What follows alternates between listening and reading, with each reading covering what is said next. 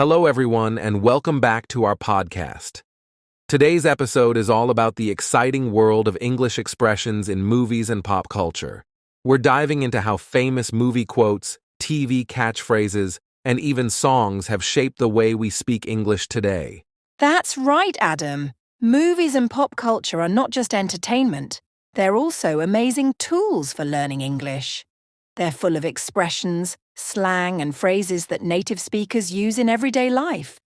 And let's be honest, quoting your favorite movies or TV shows always makes conversations a lot more fun. Exactly, Sophia. From classic lines like, "May the force be with you," to modern phrases like, "It's giving," pop culture is constantly influencing the way we talk. And in today's episode, we'll break it all down. You'll learn how to use these expressions in your own conversations and sound more natural while having fun with the language. Plus, we'll share tips on how to use movies, TV shows, and even music to practice your English skills. So, whether you're a movie buff, a music lover, or someone who just wants to improve their English, this episode is for you.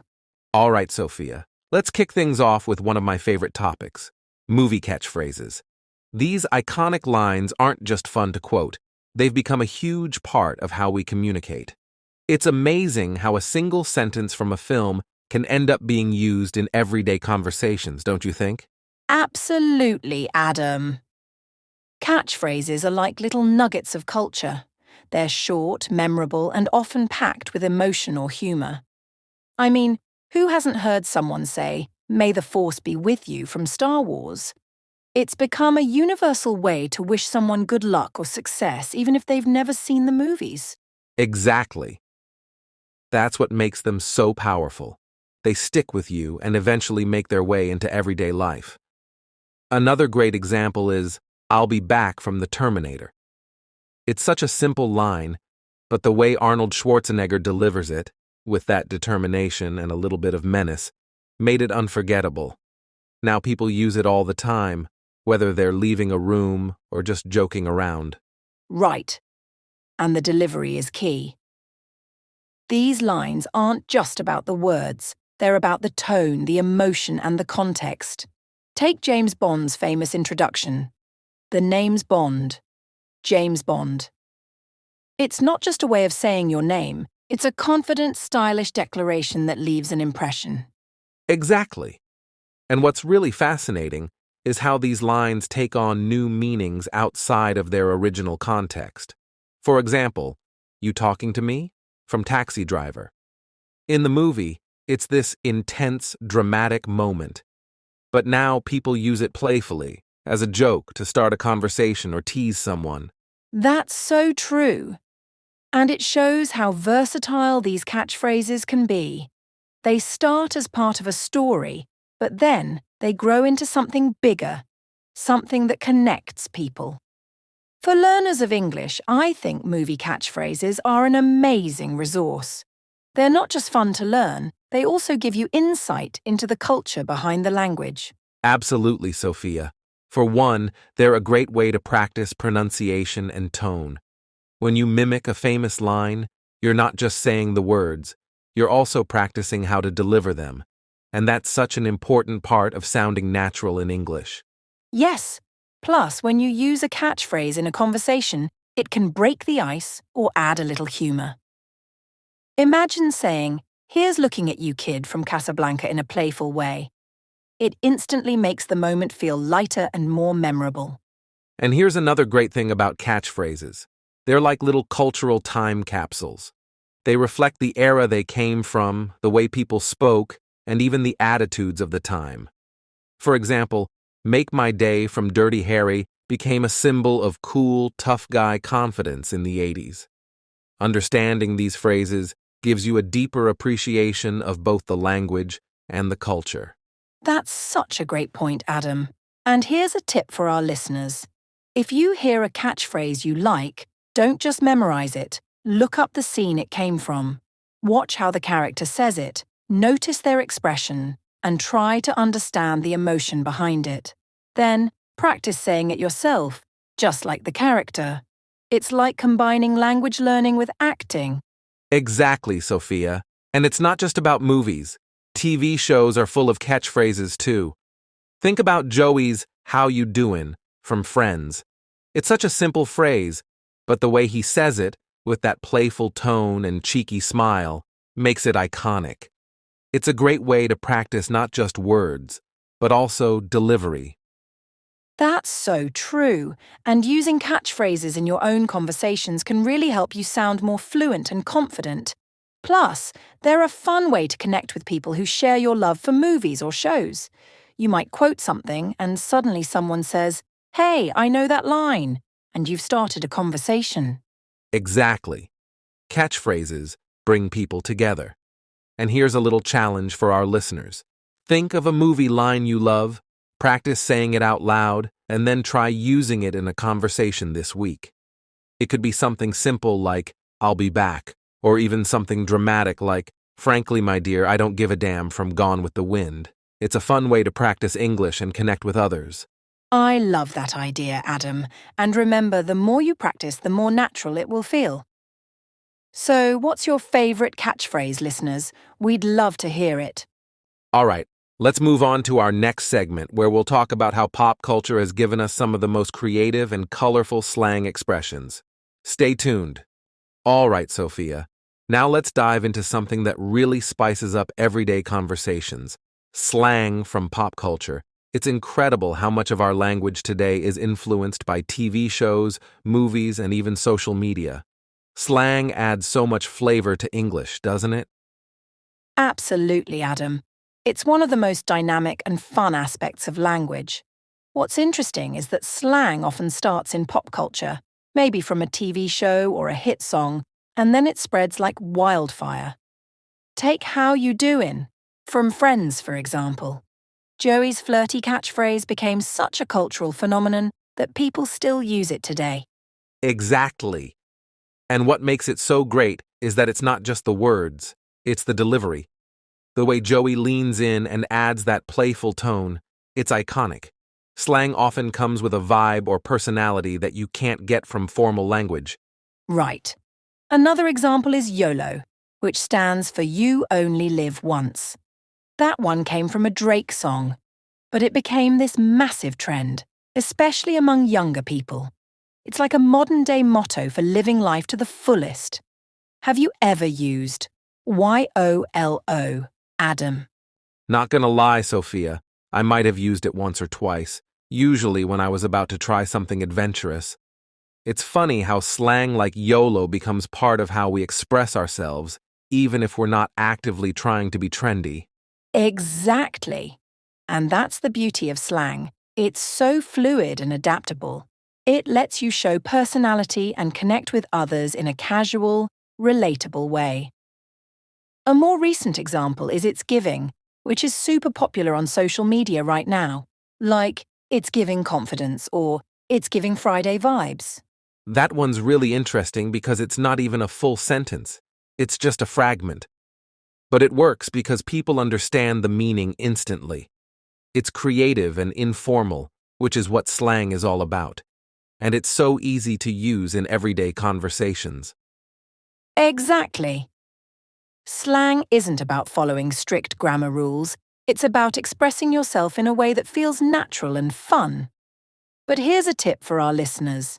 If you're learning English, pay attention to the context when you hear slang. Some expressions like YOLO or "it's giving" are casual and might not work in professional settings. Great point, Sophia. Slang can be super fun, but it's important to know when and where to use it. For example, something like "Bye, Felicia" from the movie Friday might be hilarious among friends, but it wouldn't go over well in a business meeting. Exactly. And it's also worth noting that slang changes quickly. Expressions that were popular 10 years ago might sound outdated today. Do you remember when everyone was saying, "talk to the hand"? Oh, definitely. That one was everywhere in the 90s. It's funny how some slang sticks around like cool or awesome, while others fade away. But no matter what, pop culture is always creating new slang to keep things fresh. And movies and TV shows are huge drivers of that. For example, "On Fleek" came from a Vine video, and suddenly everyone was using it to describe something that looked perfect. Or more recently, no cap, which means no lie. Right. And let's not forget about how social media platforms like TikTok and Instagram are creating slang faster than ever. Phrases like main character energy or that's sus have exploded in popularity, and they come with their own cultural context. That's true. And one of the best ways to learn slang is to immerse yourself in pop culture. Watch TV shows, follow trending hashtags, or listen to popular songs. It's a great way to pick up new expressions and understand how they're used. Exactly. And don't be afraid to experiment with slang in your conversations. Even if you're not sure, people appreciate the effort, and it's a great way to practice sounding more natural. So, listeners, what's your favourite slang expression from pop culture? Let us know. And don't worry, if you're not sure how to use a certain phrase, just keep listening. Sophia, let's talk about something that movies do better than anything else: teaching us how to express emotions. Films are like emotional playgrounds, filled with scenes that can make us laugh, cry, or even feel inspired. They're such a powerful way to learn how to convey feelings in English, don't you think? Absolutely, Adam. Watching a movie isn't just about the story. It's about how the characters communicate their emotions. You see their facial expressions, hear their tone of voice, and feel the power of their words. It's such a natural way to learn emotional expressions and pick up phrases that aren't in textbooks. Exactly. Let's take a classic example. Tom Hanks in Forrest Gump. When he says, "Life is like a box of chocolates. You never know what you're gonna get," you can feel the mix of nostalgia, wisdom, and simplicity in his words. It's not just the line, it's how he says it with such genuine emotion. That's such a great example. And another one that comes to mind is Julia Roberts in Pretty Woman when she says, "Big mistake. Big, huge." The confidence and sass in her tone teach you so much about how to express being assertive in English. It's like a mini masterclass in emotional delivery. Exactly, Sophia. And for English learners, watching these scenes is a chance to observe how emotions are expressed in different situations. For example, how do characters show excitement versus sadness? How do they handle anger versus joy? And the great thing is, you can pause, rewind, and watch again to really study the language. Yes, and it's not just about the words. Think about Meryl Streep in The Devil Wears Prada. Her character, Miranda Priestley, rarely raises her voice, but the calm, icy way she says things like, "That's all," speaks volumes. It's a perfect lesson in subtlety and how tone can completely change the meaning of a sentence. Great point, Sophia. And movies also help you understand cultural context behind emotions. For example, in romantic comedies, you often hear lines like, "I can't believe you did this for me." It's not just the words, it's the gratitude and love behind them that make the moment so touching. Exactly. And then there are dramatic scenes, like in Good Will Hunting when Robin Williams says, "It's not your fault." He repeats it over and over and you can feel the emotional weight building. It's a great way to learn how repetition can amplify emotions in English. That's such a powerful scene, Sophia. And for learners, trying to mimic these lines can really help you practice not just vocabulary, but also rhythm, tone, and pacing. When you say the line yourself, you're learning how to communicate feelings authentically. And it's also a fun way to improve your listening skills. Pay attention to how characters stress certain words or pause for effect. For example, when Scarlett Johansson's character in Marriage Story says, "I can't believe I have to know you forever," the pauses and emphasis make her frustration and heartbreak so clear. Right. And for our listeners, here's a tip. Pick a scene from your favorite movie that really moves you.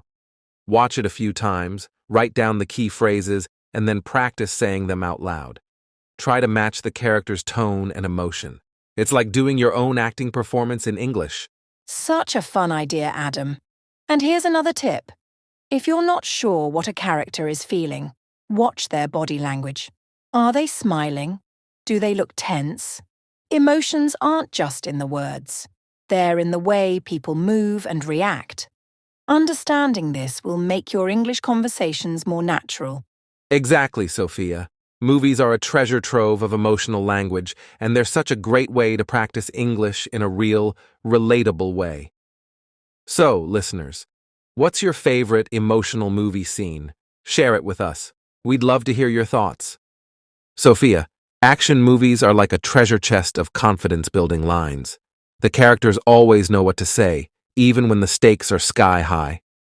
That's why they're such a great resource for learning English. When you think about action movies, what's the first confident line that comes to mind? Adam, there are so many, but I think I'll Be Back from The Terminator is a classic.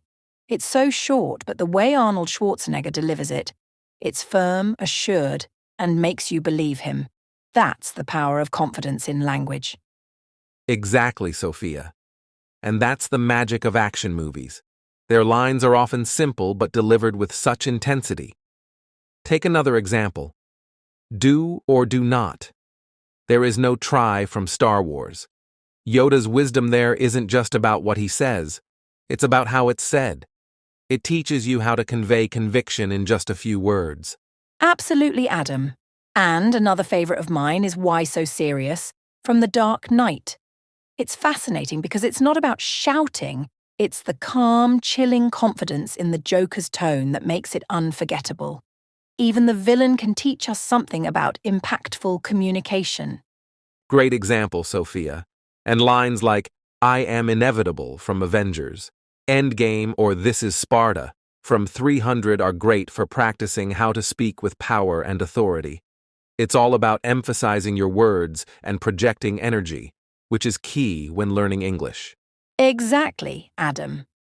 And action movies are also packed with motivational one-liners that can pump you up and teach determination. For example, in Rocky Balboa, the line, "It's not about how hard you hit, it's about how hard you can get hit and keep moving forward." It's such an emotional, powerful speech, and a great way to practice motivational language. Absolutely. And here's another interesting thing. Action movies teach us not just what to say, but how to say it. Confidence isn't always loud. Think about James Bond when he says, shaken, not stirred. It's calm, controlled, and cool. That's confidence in its quietest form. So true. And action movies also show us how to give commands, which can be super helpful for learners. For example, lines like "get to the chopper" from Predator or "hold the line" from Gladiator. These are all about being direct and commanding attention, which is great for practicing assertive English. Exactly, Sophia. And for our listeners, here's a fun challenge. Pick an action movie character, maybe John Wick, Wonder Woman, or even Indiana Jones, and mimic their lines. Don't just say the words, embody the confidence of the character. It's a great way to improve your speaking skills and have fun at the same time. I love that idea, Adam. And here's another tip. Watch these scenes with subtitles so you can catch every word. Then, practice delivering the lines in front of a mirror. Pay attention to your tone and body language. It's not just about what you say, but how you say it. Right on, Sophia. And remember, confidence is something you can build over time. Even if it feels awkward at first, practicing these bold phrases can help you speak English with more self-assurance. So, listeners, what's your favorite action movie line? Share it with us. We'd love to hear how you're practicing. All right, Sophia, let's talk about one of the most enjoyable ways to learn English: comedy. Whether it's stand-up shows, sitcoms, or funny movies, comedy is packed with clever wordplay, puns, and jokes that teach us how flexible and creative English can be. Absolutely, Adam. Comedy is like a masterclass in understanding how English works beyond grammar and vocabulary. Comedians often play with double meanings, idioms, and cultural references. It's a fantastic way to explore the humorous side of language while improving your listening skills. Exactly. One of the best examples is from the sitcom Friends. Remember Chandler Bing? His sarcastic one-liners like, "Could I be any more obvious?" are hilarious. It's not just the words he says, but the exaggerated tone and rhythm that make it so funny. It's a perfect example of how delivery can change the meaning of a sentence. Totally, Adam. And let's not forget the classic wordplay in comedy. For instance, puns, those jokes where words sound similar but mean different things. A simple one is, I'm reading a book on anti-gravity. It's impossible to put down. It's a play on the phrase putting down a book and the concept of gravity. Learning these kinds of jokes helps you understand how English speakers find humor in everyday language. Right. And puns aren't just for laughs. They're a great way to train your brain to think in English. They teach you how words can have multiple meanings depending on context. Another classic example is, why was the math book sad? It had too many problems. It's simple, clever, and a fun way to explore English. And it's not just puns, Adam. Comedy also introduces us to idiomatic expressions. For example, in The Office, Michael Scott tries to use idioms like catch-22 or between a rock and a hard place, but he often misuses them, which makes it even funnier. Shows like that are great for learning what phrases mean and what happens when they're used incorrectly. That's such a good point, Sophia. Another aspect of comedy is timing, knowing when to pause or emphasize certain words. Think about stand-up comedians like Kevin Hart or John Mulaney. They're experts at using pauses and emphasis to build anticipation before delivering the punchline. It's a valuable skill for learners who want to sound natural in English. Exactly, Adam. And then there's observational humor, those jokes about everyday life that everyone can relate to. Like Jerry Seinfeld saying, "Why do they call it rush hour when nothing moves?"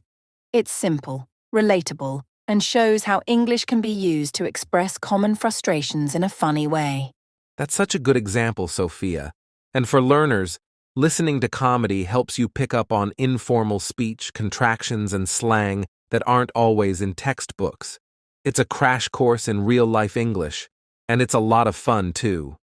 Exactly. And here's a tip for our listeners. Start with short comedy clips or sitcom episodes. Try to focus on one joke or scene and break it down. What's the wordplay? Are there idioms or cultural references? Once you understand the humor, try explaining the joke to someone else. It's a great way to test your understanding. That's a fantastic tip, Sophia. And for extra practice, you can even try repeating some of the jokes yourself. Practice delivering them with the right tone and timing. Comedy isn't just about the words. It's about how you say them, which is a great skill for improving your overall communication. And don't worry if you don't get every joke at first. Humor can be tricky because it often depends on cultural context. But the more you watch and listen, the more you'll start to pick up on the patterns and learn what makes English speakers laugh. Sophia, let's talk about one of the most fun and effective ways to learn English, through pop songs. Music has this incredible power to teach language in a way that feels effortless. Don't you think pop songs are like secret language teachers? Absolutely, Adam. Pop songs are perfect for learning English because they're repetitive, they're emotional, and they stick in your mind. I mean, how many times have you found yourself singing along to a song even before you fully understand the lyrics? It's such a natural way to pick up new words and phrases. Exactly. Take a song like Let It Be by the Beatles. It's simple, poetic, and full of easy-to-remember phrases. A line like, "When I find myself in times of trouble," introduces learners to how phrases flow naturally in English. Plus, it's emotional, so it makes the words easier to remember. That's such a great example, Adam. And then there are songs that are packed with useful conversational phrases. Think about Hello by Adele. The opening line, "Hello, it's me," is such a basic but powerful phrase to use when introducing yourself. It's conversational English, but with a lot of emotion. Exactly, Sophia. And pop songs also teach you the rhythm and intonation of English. For instance, in Shape of You by Ed Sheeran, the rhythm of the lyrics mirrors natural spoken English. Lines like, "I'm in love with the shape of you," show how English sentences can flow in a catchy, musical way. Yes, And songs also introduce learners to idioms and metaphors. For example, in Rolling in the Deep by Adele, the phrase, "we could have had it all," is such a powerful idiom about missed opportunities. Learning these expressions through music helps you remember them more easily because they're tied to emotions and melodies. That's so true.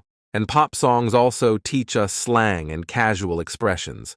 Like, "I Got a Feeling" by the Black Eyed Peas. The phrase "I gotta" is a casual way of saying "I've got to" or "I have a feeling." It's informal but super common in everyday conversations. Exactly. And another thing pop songs teach us is storytelling. Think about We Are Young by Fun. It's not just a catchy tune, it's a mini story about a night out with friends.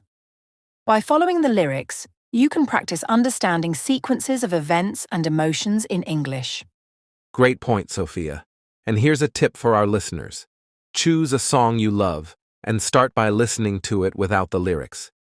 See how many words or phrases you can pick up just by listening. Then, look up the lyrics and follow along. It's a great way to improve your listening and pronunciation skills. Yes, and don't be afraid to sing along. Singing helps you practice your pronunciation and even your fluency.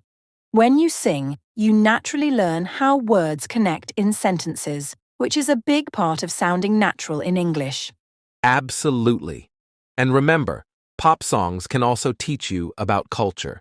For example, in Born in the USA by Bruce Springsteen, the lyrics tell a story about American life and struggles. Songs like that help you understand the cultural context behind the language. Exactly, Adam. And for our listeners, start building a playlist of English songs. Include a mix of old classics, like Imagine by John Lennon, and newer hits, like Blinding Lights by The Weeknd. Each song has something unique to teach you, whether it's vocabulary, pronunciation, or just the joy of connecting with the language. That's a fantastic idea, Sophia. So, listeners, what's your favorite English song? Try using it as a language teacher. Sing it, study it, and see how much you can learn. All right, Sophia, let's dive into something really fun: cultural references and inside jokes in English. These are things that might fly right over the head of someone who's just starting to learn the language, but once you get them, it's like unlocking a whole new level of fluency. That's so true, Adam.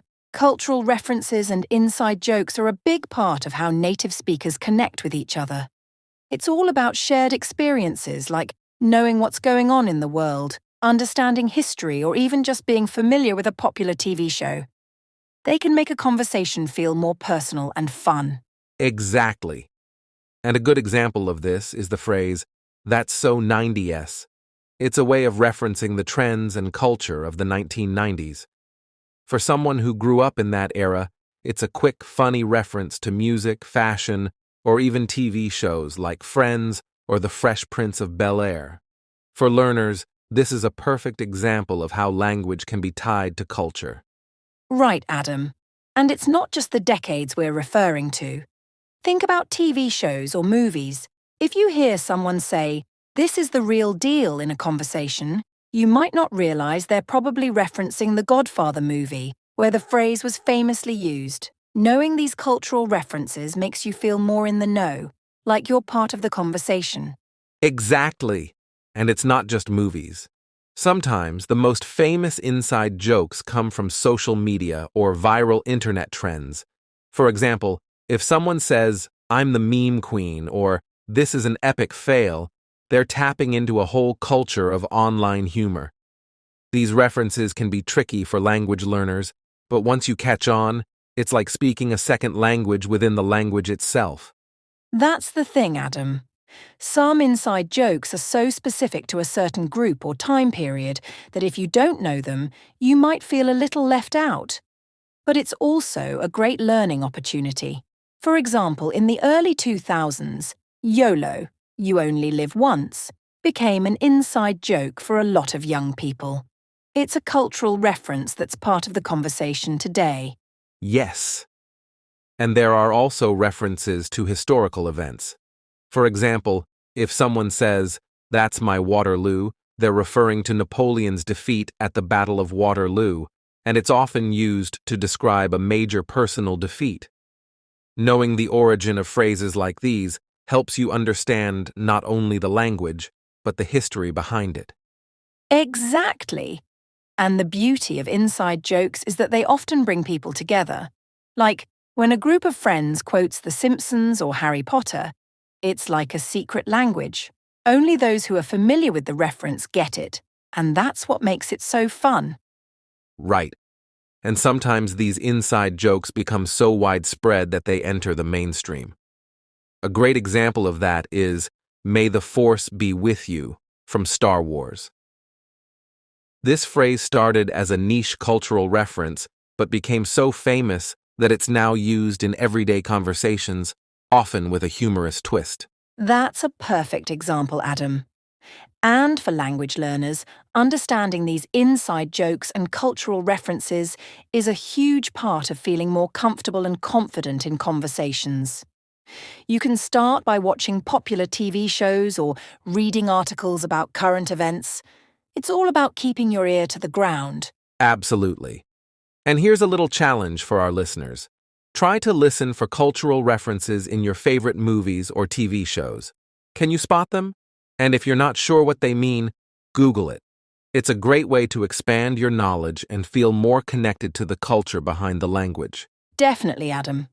And don't worry if you don't understand every reference right away. It takes time to catch up with pop culture and all the subtle jokes. But the more you listen, the more you'll start recognizing these connections, and soon you'll be in on the jokes too. Sophia, if there's one thing that's completely changed how we experience pop culture in the last decade, it's got to be streaming services, right?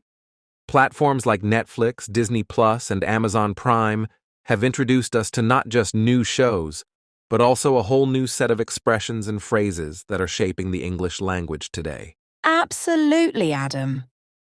Streaming has revolutionized not just how we watch TV, but how we talk about TV. Think about it. Phrases like binge watching, cliffhanger, and spoiler alert are now part of everyday conversations. We never used to hear these terms so much until streaming made it possible for us to watch entire seasons in one go. That's so true. And let's not forget the expression Netflix and chill. It started off as a simple reference to watching movies, but now it's come to mean something entirely different in internet slang, something more intimate or flirtatious. It's a perfect example of how streaming services have not only changed our media habits, but also influenced how we use language. Yes, and it's not just about the phrases we use. Streaming has also introduced us to a whole new way of storytelling. The format of releasing entire seasons at once has made binge watching not just a phrase, but a cultural phenomenon. People now have this sense of urgency to watch shows, and you'll often hear people say things like, "I'm so behind on my shows," or "I stayed up all night to finish it." It's funny how these expressions have become so mainstream. You could walk into any conversation and hear people talk about binge watching a series or discussing their watch list. Another term that's gained a lot of traction thanks to streaming. Your watch list is basically your personal queue of shows or movies to watch, which is something that didn't really exist in the same way before streaming platforms made it so easy to save and organize your content. Exactly, Adam. And speaking of watch lists, streaming services have also introduced the idea of recommendations. You might hear someone say, "It's a must-watch, trust me," or "You've got to see this on Netflix." This word-of-mouth culture, where recommendations drive what we watch, is shaping the way we talk about TV shows and movies too. And let's not overlook the streaming wars. This term is used to describe the competition between streaming platforms like Netflix, Hulu, and Disney Plus, and it's made its way into the language as well. It's a way to talk about the battle for exclusive content, big stars, and the best original series. For a while, all we talked about was the battle of the networks, but now it's all about who has the best streaming catalog. Totally, Adam. And one of the coolest things about streaming is how it has opened up a wider range of genres and niche topics. You can find entire shows or movies dedicated to very specific subjects, like true crime or fantasy worlds. And because of that, new expressions have emerged to describe these subcultures. For example, in the true crime community, people might say things like, "I'm obsessed with this case," which is something we hear a lot now because of the popularity of these types of documentaries and series. Yes, and that's also where binge-worthy comes into play. When you describe a show as binge-worthy, it means that it's so good you can't stop watching it. The way streaming shows drop entire seasons makes it almost impossible not to get sucked in. And here's a fun fact, Adam. Streaming services have also helped introduce more global content, leading to the rise of terms like global hit or worldwide sensation. Take shows like Money Heist or Squid Game.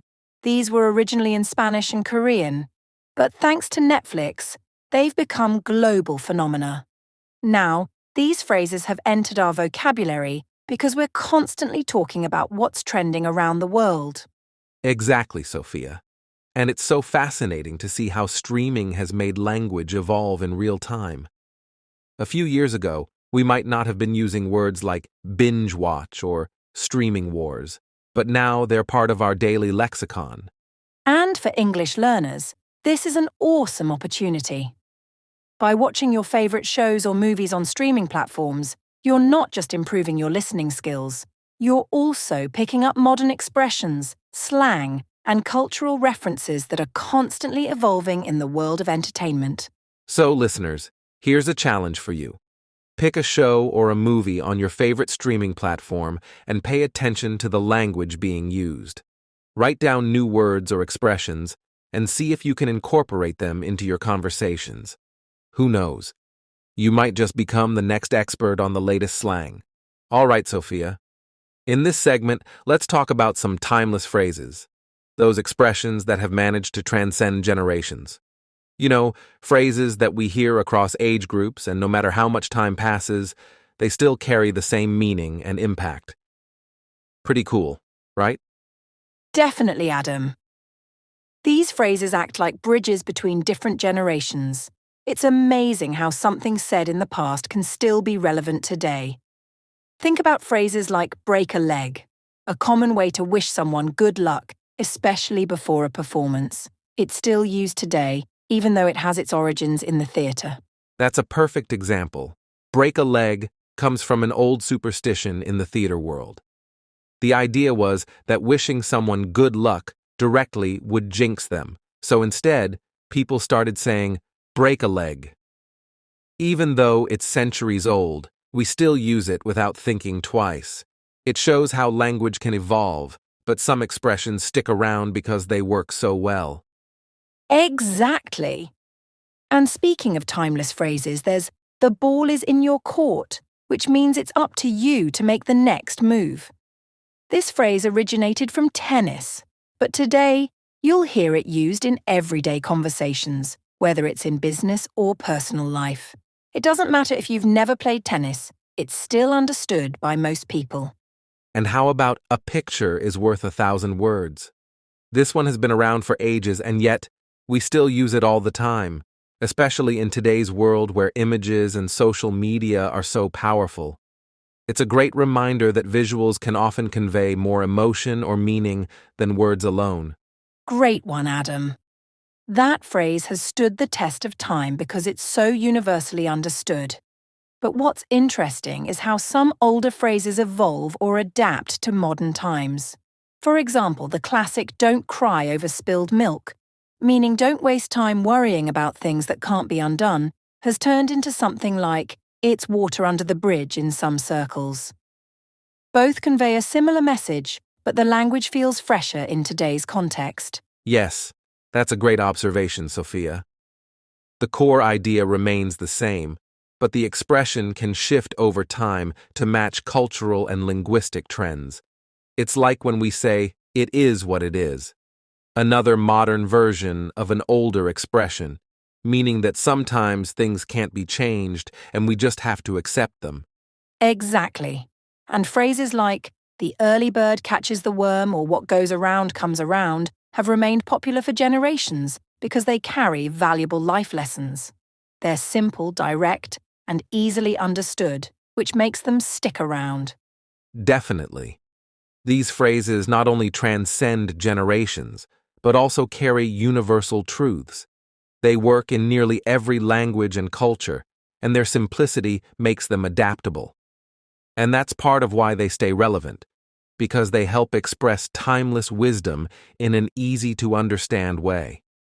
Right. And for learners, these types of phrases are fantastic because they give you insight into the culture behind the language. They're often rooted in history or human experiences, so when you use them, you're connecting with a much bigger picture. Absolutely, Sophia. And here's a little tip for our listeners. If you hear a phrase like this in a movie, show, or even from a friend, pay attention. These timeless expressions are great to use in both casual and formal conversations, and they'll make your English sound much more natural and native-like. Great advice, Adam. And for those who want to learn more about these classic phrases, try listening to older songs or reading classic literature. You'll find these expressions pop up again and again, and you'll get a deeper understanding of their context. That's a fantastic idea. So, listeners, think about the phrases you use every day. Which ones do you think will stand the test of time? So, Sophia, after all this talk about pop culture and movie expressions, let's wrap up with some practical tips for our listeners on how they can use movies to improve their English skills. What do you think? Absolutely, Adam. Movies are one of the most enjoyable ways to learn English because they expose you to authentic language in real contexts. You get to hear slang, idioms, and cultural references all while being entertained. It's a win-win. Exactly. One of the best tips I can give is to start by watching movies with subtitles. It helps you connect the spoken words with their written form, which can be really helpful for understanding new vocabulary and improving your pronunciation. That's a great point, Adam. And as you become more confident, try watching without subtitles.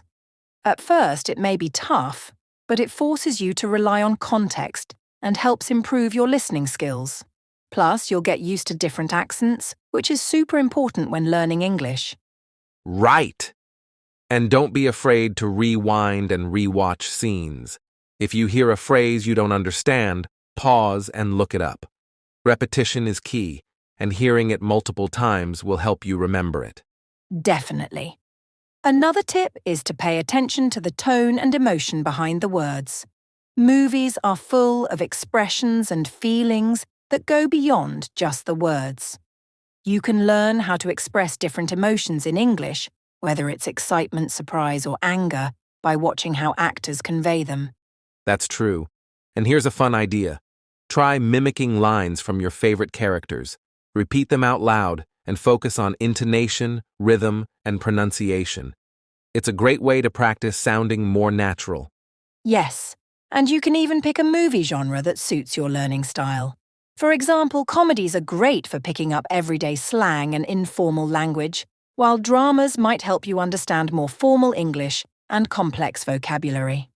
Great point, Sophia. And don't forget to challenge yourself by watching movies from different countries, especially those that are in English but have different cultural contexts. For example, British films, Australian movies, or even films from Africa or India can expose you to different accents, expressions, and cultural references. Exactly, Adam. And a final tip: discuss the movies with friends or fellow learners. Talking about what you watched not only helps you practice your speaking skills, but also allows you to use new words and phrases in context. So there you have it, listeners. Watching movies is a fun and engaging way to improve your English, and with these tips, you'll get more out of every movie you watch. We've covered so much today, from iconic movie phrases to how English is shaped by pop culture, and how you can use movies as a powerful tool to boost your language learning. We hope these tips help make your English learning journey more enjoyable and effective. Exactly. And don't forget, the beauty of language is in its constant evolution, and movies are a perfect reflection of that. Keep listening, watching, and practicing, and soon you'll notice how much your language skills have improved. Thanks for joining us today. We had so much fun discussing English through movies, and we hope you'll be inspired to start watching more films with a new perspective.